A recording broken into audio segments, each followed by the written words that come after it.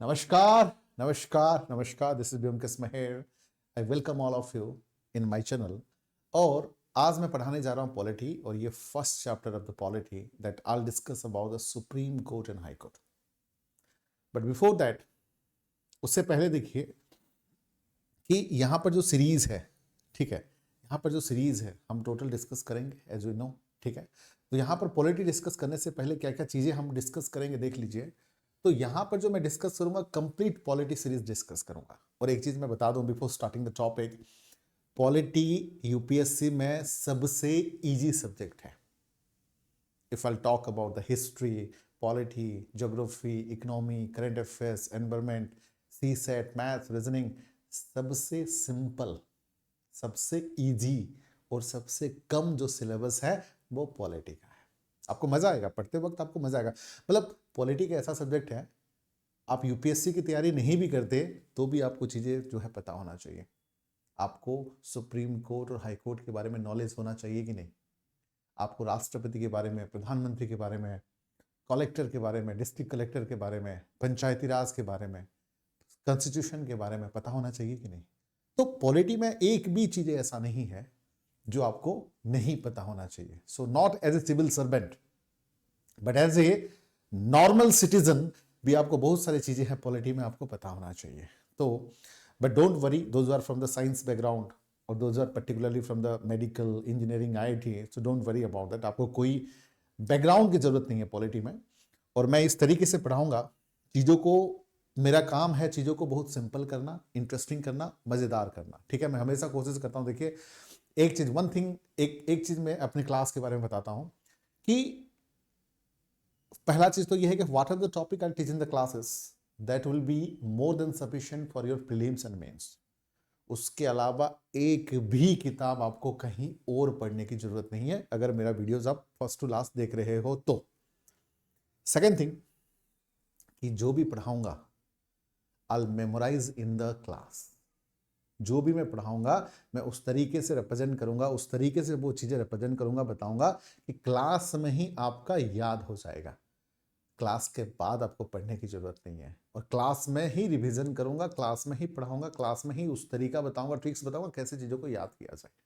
So no need to study any books और any other materials.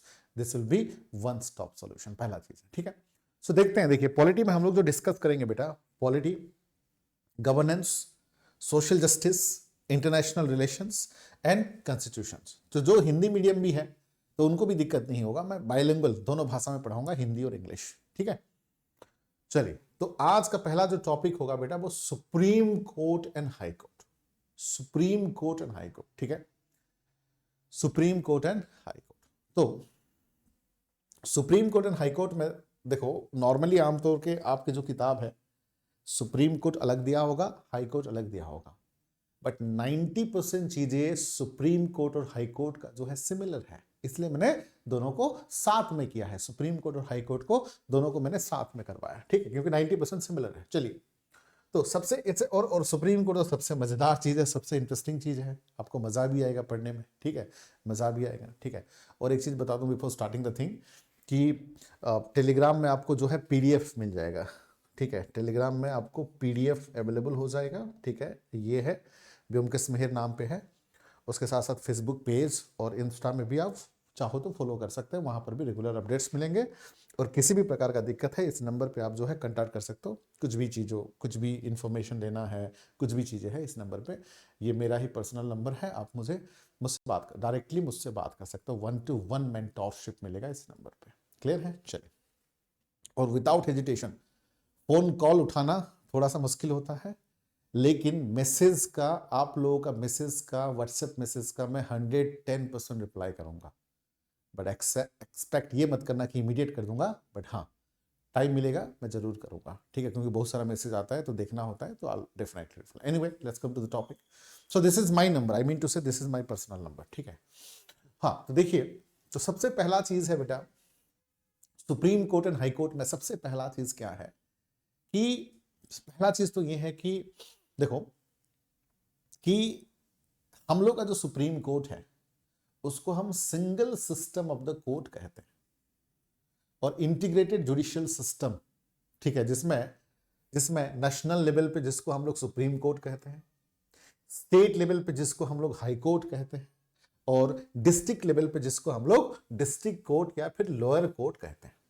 तो आम तौर पर हमारी कुछ भी प्रॉब्लम्स होती है, कुछ भी दिक्कत होती है, तो हम जो है डायरेक्टली सुप्रीम कोर्ट या डायरेक्टली हाई कोर्ट को नहीं जा सकते। हम आमतौर पर कहां पे जाएंगे? डिस्ट्रिक्ट कोर्ट में जाएंगे। तो डिस्ट्रिक्ट कोर्ट का अलग अलग नाम है, जैसे कि लोअर कोर्ट भी है, डिस्ट्रिक्ट कोर्ट भी है, session court, family court, then criminal court, consumer affairs, ठीक है, then fast track court. These all are part of the district court, ध्यान रखिएगा। तो अगर जैसे कि मैं बात करूं, जैसे कि consumer consumer consumer court, consumer court, या फिर family family court, family court, या फिर मैं अगर बोलूं सिविल कोर्ट, सिविल कोर्ट, या फिर मैं बोलूं सेशन कोर्ट, सेशन कोर्ट, ठीक है, या फिर मैं बोलूं first track court, session court, या फिर मैं बोलूं first track court, first track मतलब समझते हो? फर्स्ट ट्रैक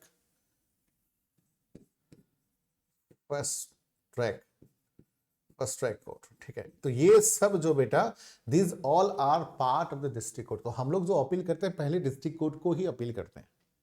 अब फर्स्ट ट्रैक कोर्ट का मतलब क्या है? आपने सुना होगा, फर्स्ट ट्रैक कोर्ट का मतलब है जैसे कि बहुत सारे छोटे मोटे केसेस। देखो, हर केस तो बेटा सुप्रीम कोर्ट को नहीं जा सकता, हर के को हर हर हर कोर्ट तो जो है हाई कोर्ट को नहीं आ सकता, ठीक है। अब जैसे कि एक छोटा सा एग्जांपल दे रहा हूं। अब जैसे कि ट्रैफिक चलाते वक्त जो है हमें हेलमेट पहनना चाहिए। विदाउट हेलमेट अगर हम लोग जो है बाइक चला रहे हैं, मतलब गाड़ी चलाते समय, बाइक चलाते समय हेलमेट पहनना चाहिए, या फिर फोर व्हीलर चलाते वक्त जो है हमें जो है बेल्ट बांधना चाहिए। तो कभी कभी देखते हो आप लोग बेल्ट नहीं बांधते हैं, या फिर ट्रैफिक बाइक चलाते वक्त जो है हेलमेट नहीं पहनते हैं। तो अगर मान लीजिए कि मिस्टर एक्स किसी को भी जो है बिना मतलब हेलमेट नहीं पहना था, उसको पकड़ लिया गया, मान लीजिए कि उसका नाम है मिस्टर संदीप। तो संदीप को मान लीजिए कि ट्रैफिक हवलदार जो है, ट्रैफिक पुलिस उसको पकड़ लिया, तो बेटा संदीप थोड़े उस केस को सुप्रीम कोर्ट को लेके जाएगा। ऐसे केस थोड़े सुप्रीम कोर्ट को जाएंगे। तो ऐसे केस तो देश में एक दिन में 10,000 से ज्यादा होते होंगे ऑल ओवर इंडिया में, 140 करोड़ पॉपुलेशन भी तो है।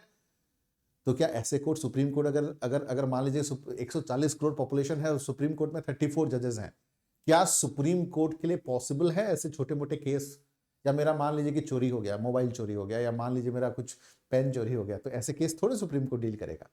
तो छोटे मोटे केस जो डिस्ट्रिक्ट लेवल पे हो सकता है वो फर्स्ट ट्रैक को दे दिया गया, जो इमीडिएटली क्विक जजमेंट देता है और कम टाइम पे देता है, that is known as first track court, ठीक है ना।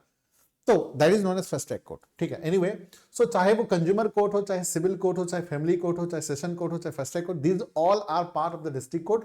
तो पहले एज ए इंडिविजुअल हम कहां जाएंगे? डिस्ट्रिक्ट कोर्ट में जाएंगे। And if we are not satisfied with the judgment of the district court, अगर हम डिस्ट्रिक्ट कोर्ट के जजमेंट में सेटिस्फाई नहीं है, then we can appeal to the high court। तब हम जो है किसको अपील कर सकते हैं? हाई कोर्ट को अपील कर सकते हैं। हाई कोर्ट के जजमेंट में भी अगर हम सेटिस्फाइड नहीं है, then we can appeal to the supreme Court. But ध्यान रखिएगा, डिस्ट्रिक्ट कोर्ट जो भी जजमेंट देगा उसको हाई कोर्ट चैलेंज कर सकता है, मतलब चेंज कर सकता है, या हाई कोर्ट जो भी जजमेंट देगा उसको सुप्रीम कोर्ट चेंज कर सकता है। लेकिन सुप्रीम कोर्ट जो डिसीजन देगा उसको हाई कोर्ट या डिस्ट्रिक्ट कोर्ट चेंज नहीं कर सकते, या चैलेंज नहीं कर सकते, या हाई कोर्ट जो जजमेंट देगा उसको डिस्ट्रिक्ट कोर्ट चैलेंज नहीं कर सकता, या फिर डिस्ट्रिक्ट कोर्ट उसको चेंज नहीं कर सकता। मतलब अपने से जो सुपीरियर हायर कोर्ट ही जो है चेंज या चैलेंज कर सकता है। Is that clear? सो ये जो सिस्टम है, this is known as single system of the court.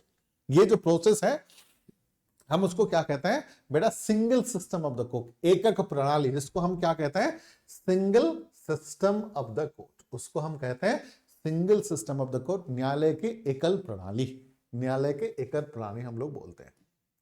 But ऐसा ये तो भारत में है, जरूरी नहीं है कि दुनिया के हर एक कंट्री में ये है। फॉर एग्जांपल यूएसए में क्या है? Double system of the court है, मतलब एक सेंटर का कोर्ट है, एक स्टेट का कोर्ट है। जो फेडरल स्ट्रक्चर है, सेंटर और स्टेट का अलग अलग है।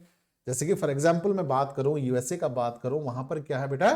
Double system of the court है। यहां पर देखो, यहां पर यूएसए में क्या है, डबल। हम लोग का क्या है, single system of the court. Single system of the court का मतलब है जहां पर सर्वोपरि कौन है, सबसे टॉप में कौन है, सुप्रीम कोर्ट है, उसके बाद कोई चेंज नहीं हो सकता। बट यूएसए में ऐसा नहीं है। यूएसए में देखिए, one for the centre and other for the states. मतलब यूएसए में क्या होता है, यूनाइटेड स्टेट ऑफ अमेरिका में बेटा double system of the court है। Double system of the court है मतलब वन इज सेंटर, एक जो है सेंटर के लिए है और एक जो है स्टेट के लिए है। एक जो है सेंटर के लिए है और एक जो है स्टेट के लिए। एक है सेंटर के लिए है, एक है स्टेट के लिए। तो यहां पर देखिए बेटा, सेंटर और स्टेट का मतलब यह है कि जो केसेस यहां पर सेंटर में आएगा वो स्टेट नहीं डील करेगा, और जो केसेस स्टेट में आएगा वो सेंटर डील नहीं करेगा। तो दोनों का अलग अलग, दोनों को अलग अलग पावर दिया गया है। क्लियर है? बट हम लोगों का हर एक हाई कोर्ट का चीज जो है सुप्रीम कोर्ट को जा सकता है। सो this is the difference between single system of the court and double system of the. और ये जो single system of the court है, लिया गया था government of Indian act 1935। But before discussing about the government of act 1935, let me discuss कि कौन सा बेटर है, कौन सा सिस्टम बेटर है। अभी बात आ रहा है बेटा कि ये जो single system of the court better है या फिर ये double system of the court better है। बताइए, आप लोग बताइए कौन सा आपके मन में है। यूएसए का जो डबल सिस्टम, मैं दोनों का फीचर्स बता देता हूं। देखिए, कुछ कमियां जो है single system of the court में भी है, और कुछ कमियां जो है, कुछ गलती जो है double system of the court में भी है। और कुछ प्लस पॉइंट जो है single system of the court में भी है, और कुछ प्लस पॉइंट जो है double system of the court में भी है। मतलब ऐसा नहीं है कि केवल सिंगल और डबल में अलग अलग चीजें, तो कुछ ना कुछ जो है दोनों में ही है। अब देखो, जो सबसे बड़ा प्लस पॉइंट जो single system of the court का है बेटा, सबसे बड़ा स्ट्रॉन्ग पॉइंट जो single system of the court का क्या है, कि single system of the court में सबसे बड़ा प्लस पॉइंट ये है कि यहां पर बहुत बार चांस मिलता है, बहुत बार मौका मिलता है।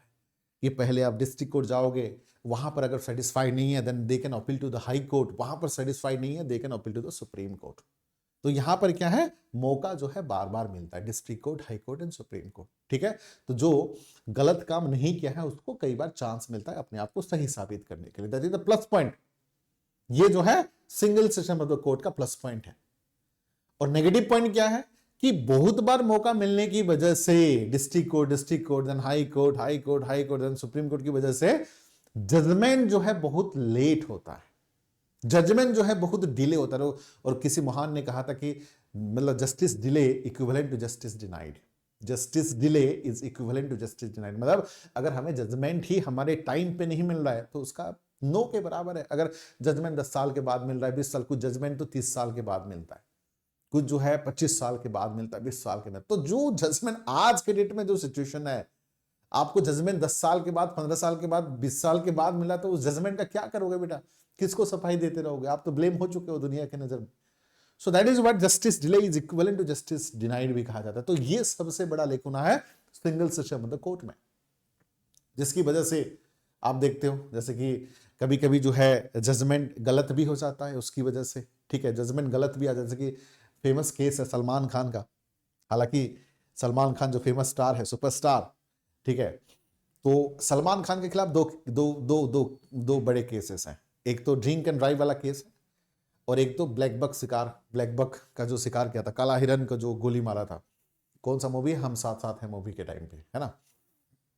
तो जो ड्रिंक एंड ड्राइव वाला केस है, दोनों अलग अलग केस है। ड्रिंक एंड ड्राइव वाला केस है मेरे हिसाब से 2012 या 13 के आसपास था, समथिंग अराउंड दैट, उसके आसपास था।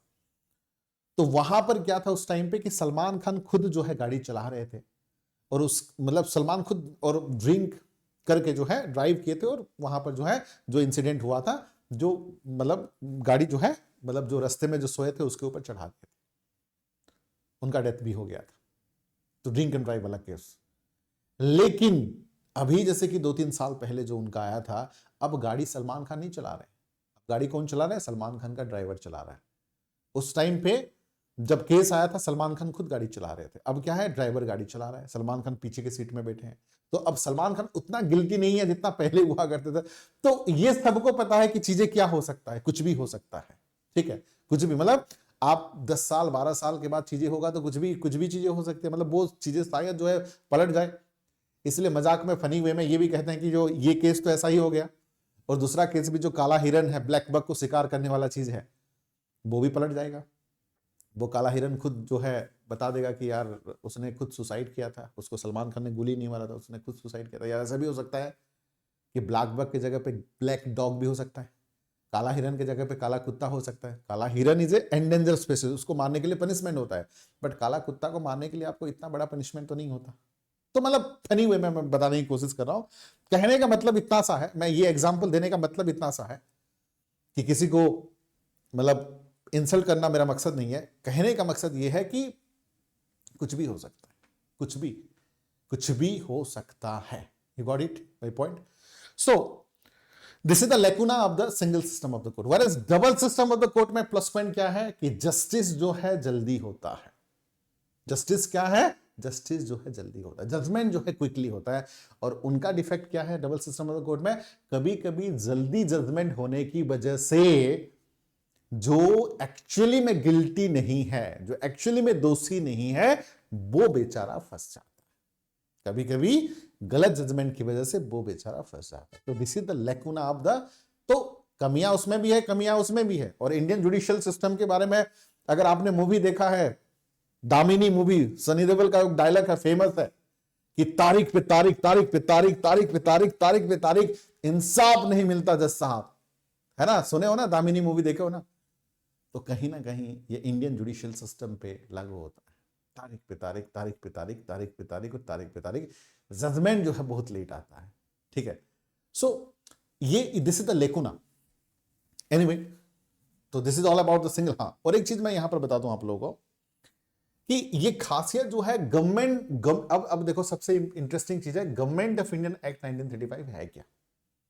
व्हाट डू, देखो मैं आप लोगों को हर तरीके से समझाने की कोशिश कर रहा हूं ताकि हम चीजों को डिटेल में समझ सके, और मेरा टॉपिक मेरा पढ़ाने के बाद कुछ बच ना जाए आपको लोगों को, कुछ भी एक भी चीजें बच ना जाए, एग्जामिनेशन में कोई भी क्वेश्चन आए आप फट से आंसर कर सको। तो मेरा मकसद है कि हर एक चीजों को, हर एक पॉइंट को, हर एक चीजों को ऐसा दिमाग में फिट बैठा दूंगा, आपको कोई और पढ़ने की जरूरत नहीं है, कहीं जाने की जरूरत नहीं है, वन स्टॉप सोल्यूशन। बस ध्यान से रेगुलरली पढ़ते रहिए और ज्वाइन करते रहिए, बस इतना करते रहोगे, बाकी हम संभाल लेंगे बेटा। ठीक है ना? चलिए, हाँ, जस्ट 1 मिनट।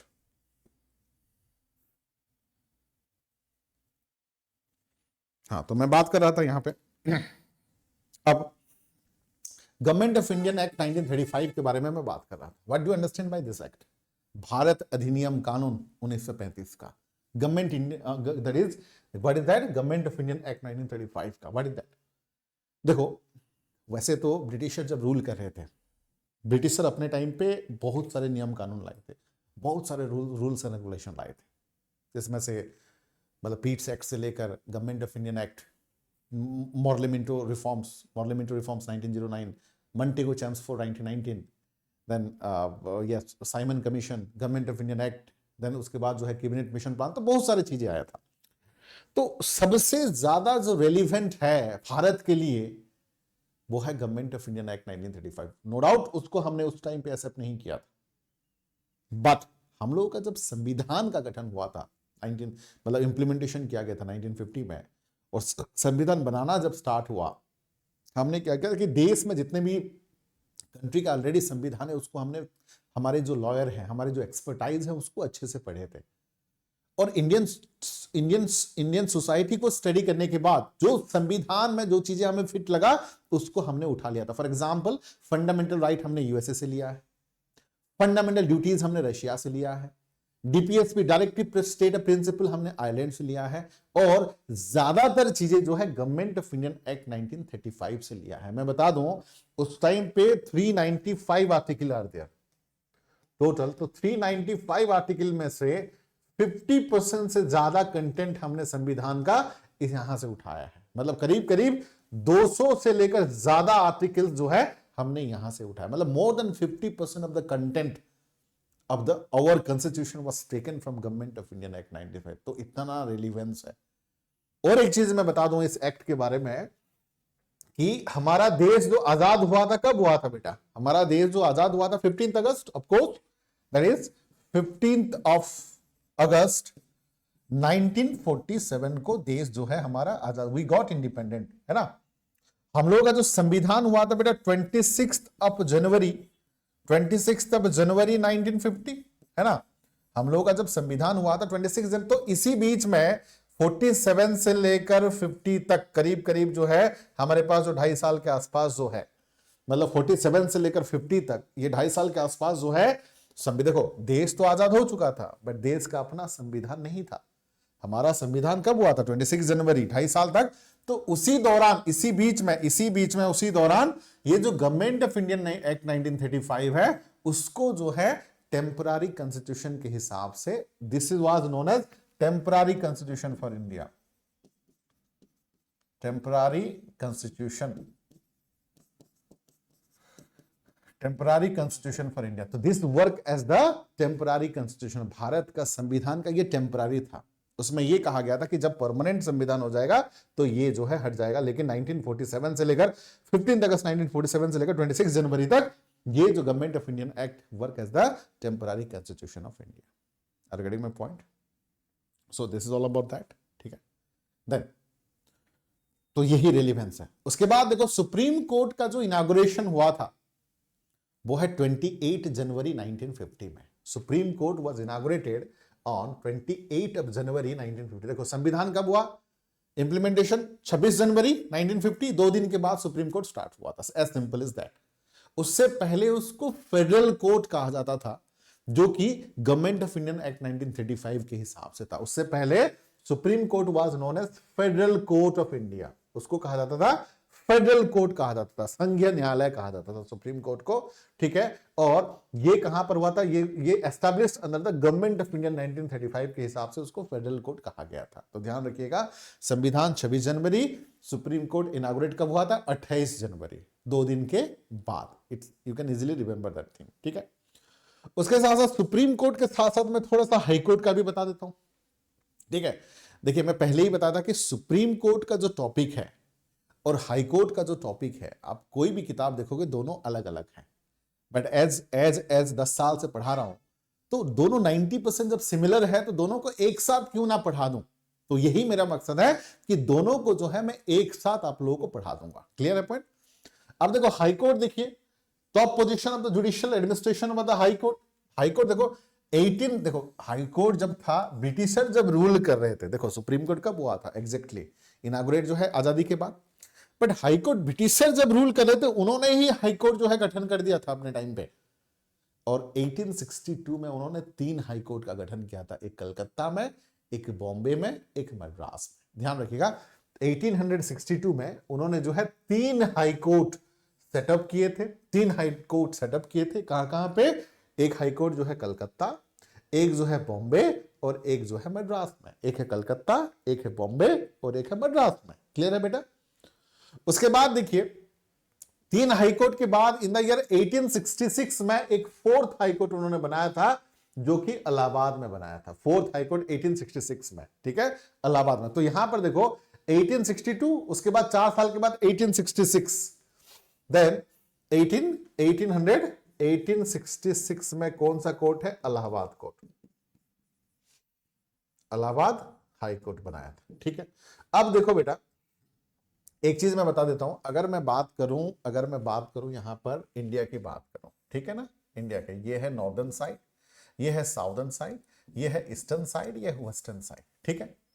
तो पहले देखो कलकत्ता कौन सा साइड में आएगा, कलकत्ता ईस्टर्न साइड में आएगा, कलकत्ता जो है ईस्टर्न साइड में आएगा। बॉम्बे वेस्टर्न साइड में आएगा बेटा, बॉम्बे वाज वेस्टर्न साइड, उस टाइम पे उसको बॉम्बे कहा जाता था, आज के डेट में मुंबई है। और मद्रास मतलब चेन्नई, आज के डेट में चेन्नई बेटा, मद्रास, ठीक है, आज के डेट में चेन्नई है, ठीक है। तो ये बॉम्बे जो है वेस्टर्न साइड में, कलकत्ता जो है ईस्टर्न साइड में, मद्रास जो है साउदर्न साइड में था। और नॉर्दर्न साइड में देखो ये तीनों, eastern side, western side, southern side कब हुआ था, 1862 में हुआ था। अब जो है नॉर्दर्न साइड बाकी था, तो नॉर्दर्न साइड जो है 1866 में हुआ, वो है इलाहाबाद, इलाहाबाद हाईकोर्ट। तो ब्रिटिशर जब रूल कर रहे थे चारों दिशा में, नॉर्थ, साउथ, ईस्ट, वेस्ट, पूरब, पश्चिम, उत्तर, दक्षिण, तो चारों दिशा में चारों हाईकोर्ट उन्होंने एस्टैब्लिश किया था। और ध्यान रखिएगा 1862 में कलकत्ता, बॉम्बे, मद्रास, 1866 में इलाहाबाद। ऐसे ये प्रीलिम्स के लिए ध्यान रखिएगा, ये जो डाटा है 1862 और 1866 ये प्रीलिम्स के लिए इंपॉर्टेंट है। प्रीलिम्स के लिए ये डाटा इंपॉर्टेंट है, उसको याद करके रखिए, ऐसे ही क्वेश्चन आता है, ध्यान रखिएगा, ठीक है ना। चारों डाटा याद रखना है, कलकत्ता, बॉम्बे, मद्रास 1862, इलाहाबाद वाला 1866, दैट्स इट, ठीक है। तो ब्रिटिशर्स ने ही अपने टाइम पे आजादी से पहले ही 4 हाईकोर्ट उन्होंने बनाया था, 4 हाईकोर्ट, तो 4 हाईकोर्ट था उस टाइम पे, क्लियर है पॉइंट।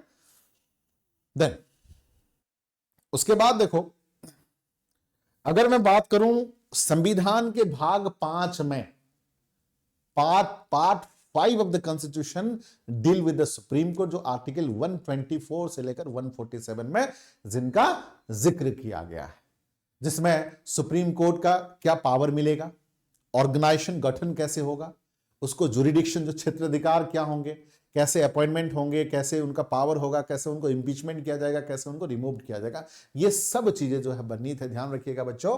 तो ये है part 5 of the constitution that deal with the supreme court and article 124 to 147 of the constitution, article 124 से 147 और पार्ट 5 जिसमें यह बताया गया कि deal with the organisations, independent, jurisdictions, power, procedure of the supreme court and so on मतलब appointment, removal, impeachment, सब कुछ जो है यहां पर बर्नीत है, ध्यान रखिएगा। पार्ट 5 आर्टिकल 124 टू 147, क्लियर है, इतना याद रखना है।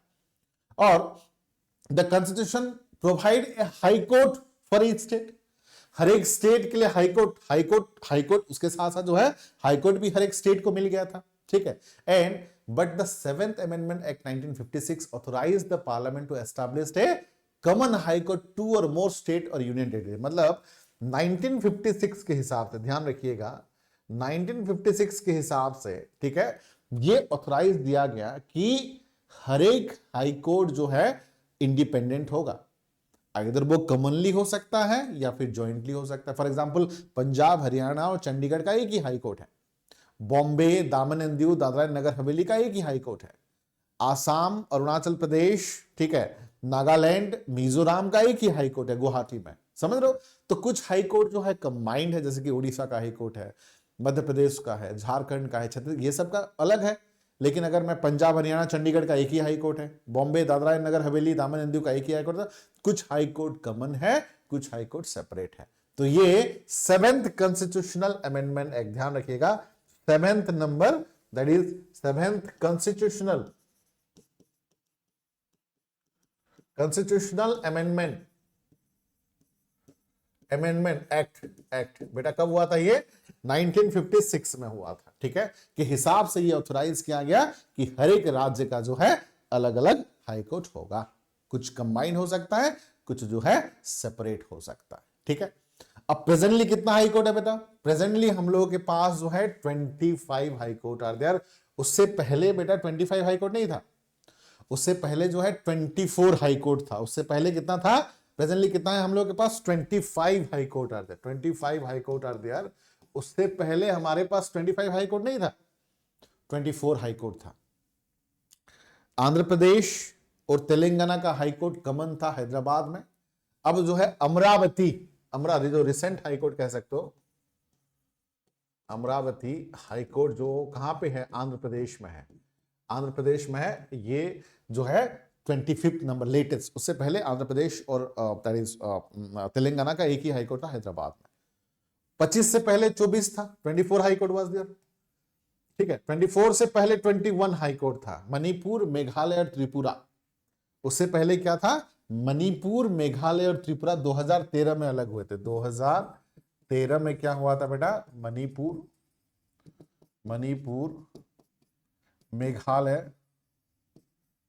मेघालय और त्रिपुरा, ये जो है उससे पहले ये गुवाहाटी हाई कोर्ट के अंदर थे, आसाम के अंदर, गुवाहाटी हाई कोर्ट के अंदर थे, आसाम के अंदर। बट 2013 में Manipur high court, Meghalaya high court और त्रिपुरा हाई कोर्ट अलग हो गए थे। तो ये तो पुरानी बात है, 2013 की बात है। उसके बाद 24 हुआ, उसके बाद अभी प्रेजेंटली कितना है, 25 हाई कोर्ट है। प्रेजेंटली कितना है, 25 हाई कोर्ट है। क्लियर है बेटा। सो आज के लिए इतना ही। बट एक चीज मैं और एक चीज बता देता हूं आप लोगों को बेटा, बिफोर एंडिंग द सेशंस। तो ये जो है पार्ट 1 ध्यान रखिएगा ये पार्ट 1 है, खत्म नहीं हुआ है, ठीक है ना, ये पार्ट 1 है, खत्म नहीं हुआ, बट कुछ चीजें मैं बता देता हूं आप लोगों का काम का चीज है।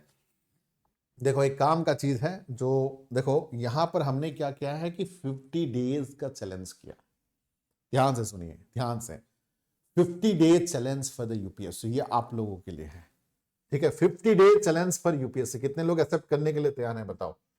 50 डेज, 50 पहले समझो, 50 day challenge, challenge for UPSC, क्या है ये 50 डे चैलेंज, ठीक है। अभी करीब करीब जो है, अगर मैं आज से बात करूं तो यूपीएससी प्रीलिम्स एग्जाम जो है 4 महीना है। 4 महीना अगर 30 हिसाब से देख लिया जाए तो 120 दिन है। तो 120 दिन को छोड़िए, हम लोग 50 दिन में ऐसे पढ़ लेंगे अभी लगातार, जो हमारा हिस्ट्री, पॉलिटी, ज्योग्राफी, इकोनॉमिक्स, जो कोर सब्जेक्ट है, जिसके बिना यूपीएससी हो नहीं सकता, और जो पढ़ लोगे तो यूपीएससी क्लियर हो जाएगा, वो सब्जेक्ट कोर सब्जेक्ट है, उसको हम 50 दिन के अंदर फिनिश कर देंगे। ये हमारी चैलेंज है, और ये आप लोगों का साथ होना चाहिए। आप लोग रेगुलर रहोगे, आओगे तब करेंगे, नहीं तो क्या फायदा। आप लोग नहीं आएंगे तो क्या। तो 50 डेज में, 50 डेज में आपको क्या करना है, आपको 4 घंटा देना है, 4 आवर्स, 4 आवर्स देना है। कितना बजे? 10 बजे, 11 बजे, 8 बजे और 9 बजे। 10 बजे जो है ज्योग्राफी क्लास मैं खुद करूंगा, सारे टॉपिक, देखो geography, economy, polity and history मैं खुद करूंगा। बहुत सारे बच्चों का, मैंने कई सारे ऑर्गेनाइजेशंस में जो है ज्वाइन किया था, वहां पर बच्चों का एक कंप्लेन था कि सर आप हर एक सब्जेक्ट पढ़ाइए, हिस्ट्री, पॉलिटी, ज्योग्राफी, इकोनॉमिक्स, बाकी सब्जेक्ट जो है दूसरे फैकल्टी से मजा नहीं आ रहा है। तो सबकी अपनी प्रोफेशनल मजबूरी होती है, हम किसी को बोल नहीं सकते, किसी का पसंद ना आए तो भी कुछ बोल नहीं सकते, ठीक है। तो हम लोग उनको एडजस्ट करते थे, बट अब वो जो है हमारे पास मौका है। जो आप लोग चाहते थे कि मैं सारा सब्जेक्ट पढ़ाऊं और टोटल सिलेबस पढ़ाऊं, तो वो मैं यहां पर करूंगा अपना ऐप में। ज्योग्राफी, इकोनॉमी, पॉलिटी और हिस्ट्री में सारा चीजें जो है आप लोगों को फ्री में मैं खुद ही सारा टॉपिक पढ़ाऊंगा, ध्यान रखिएगा। तो उसके लिए हमारा 2 चैनल है, वैसे तो 4 चैनल है, बट 2 चैनल में क्लास होगी। एक है एग्जाम कैंपस और एक है ये जो चैनल, एक है ब्योमकेश मेहर हेल्पिंग हैंड, एक है एग्जाम कैंपस। तो 10 बजे जो है ज्योग्राफी का होगा बेटा एग्जाम कैंपस में, 11 बजे जो है इकोनॉमी का होगा ये चैनल पे, यूट्यूब का ये चैनल है ब्योमकेश मेहर हेल्पिंग हैंड में, 8 बजे पॉलिटी का होगा एग्जाम, अभी मैं चैनल आपको लोगों को दिखा दूंगा नीचे, और 8 बजे पॉलिटी का होगा और 9 बजे जो है हिस्ट्री का होगा। ये चैनल का नाम है, ये टॉपिक है और ये टाइमिंग है। मैं बोल रहा हूं कि आप 4 घंटा दीजिए, just give me 4 hours, I will give the selection for 50 days. Give me 4 hours and I will give the selection, ठीक है। और this is one stop solutions, and अब की बार यूपीएससी पार बेटा, अब छोड़ेंगे नहीं। तो जो लोग इस चैलेंज मुहिम में शामिल हो, नीचे कमेंट करके बताओ अब की बार यूपीएससी पार। और डेली आप रेगुलर आज से, ठीक है, आज से जो है रेगुलर बनिए। ये पहला टॉपिक है, ध्यान रखिएगा बच्चों, ठीक है, पहला टॉपिक है, और ये सबकी अपनी अपनी टाइमिंग है, ठीक है। तो ध्यान रखिएगा, और ये टोटली फ्री है। अगर माइंड में सोच रहे हो कि कॉस्ट कितना है, तो ये टोटली फ्री क्लासेस है, यूट्यूब में मैं अवेलेबल, पहली बार मेरा अपना चैनल है, इसलिए मैं मैक्सिमम से मैक्सिमम कंटेंट यहाँ पर जो है फ्रीली दूंगा। मैक्सिमम से मैक्सिमम कंटेंट मैं यहाँ पर फ्रीली दूंगा, बने रहिए, ठीक है। उसके साथ साथ जो लोग नहीं जानते हो मेरे बारे में, 10 साल से इस फील्ड में मैं पढ़ा रहा हूँ। मैं पास आउट हूँ दिल्ली स्कूल ऑफ इकोनॉमिक्स में, also mentor more than 30 lakh student को मैं मेंटरशिप दे चुका हूँ। उसके साथ साथ हम लोग जो पढ़ाएंगे यहाँ पर हिस्ट्री, पॉलिटी, ज्योग्राफी, इकोनॉमिक्स, वहाँ पर मिलियंस व्यूज है ही, और also I deal with the public administration optional भी मैं यहाँ पर पढ़ाऊंगा, ठीक है, आने वाला टाइम पे। उसके साथ साथ बच्चों देखो यहाँ पर देखो यूपीएससी में, ठीक है, ठीक है, ये बुक किताब भी अवेलेबल है अमेजन में और फ्लिपकार्ट में आपको मिल जाएगा, ऑनलाइन अवेलेबल है, ठीक है। इंडिया का one of the best selling किताब है, जिसमें 28 साल का पेपर 1 का भी है और पेपर 2 का भी है जो अवेलेबल है, आप उसका फ़ायदा उठा सकते हैं। उसके साथ साथ जो है देखो यहाँ पर हिस्ट्री में जैसे कि ancient, medieval, modern, art and culture, world history सारा टॉपिक पढ़ेंगे। पॉलिटी में भी सारा टॉपिक पढ़ेंगे, polity, governance, constitution, social justice, international relationship. और ये जो 4 चैनल की बात कर रहा था, ये 4 चैनल है, आप देख लीजिए, Byomkesh Mehar helping hand, exam campus, GK shorts. और उसको सब्सक्राइब कैसे सब्सक्राइब करोगे, देखो सिंपल तरीका बता देता हूँ। देखो सब्सक्राइब जो है सिंपली, जैसे कि ये चैनल में हो, आप कोई भी चैनल में हो, आप जो है ये जैसे कि चैनल में हो तो होम को क्लिक कर दोगे। जैसे ही होम को क्लिक करोगे तो आपके नीचे आ जाएगा, इस तरह का 4 चैनल आ जाएगा होम को क्लिक करते ही, ठीक है।